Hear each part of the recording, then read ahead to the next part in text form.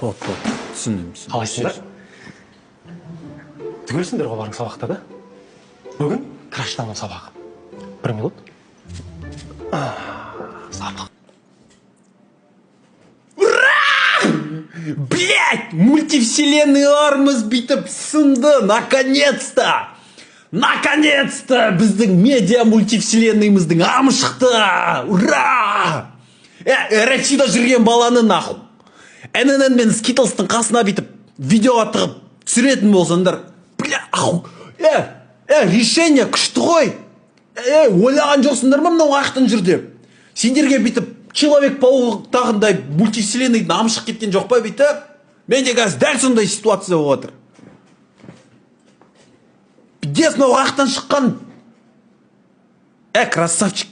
Красавчик осы идеяны жасаған адам, блядь, я в твою мать, мен сондай красавчикпін деп.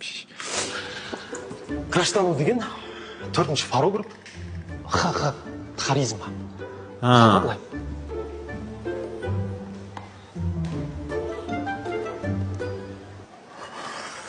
Бірақ бұл өтпейді. Бұл өз заманға қалып кеткен. Кеше сендерге мен көшеде қалай әдемі болып жүруді, қалай краш болып жүруді тапсырған болатын. Қайсысыңды айналып едіңдер?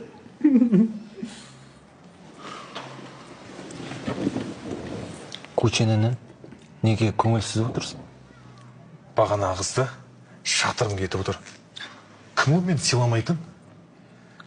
Мен бұны бұлай бос қалдырмайын.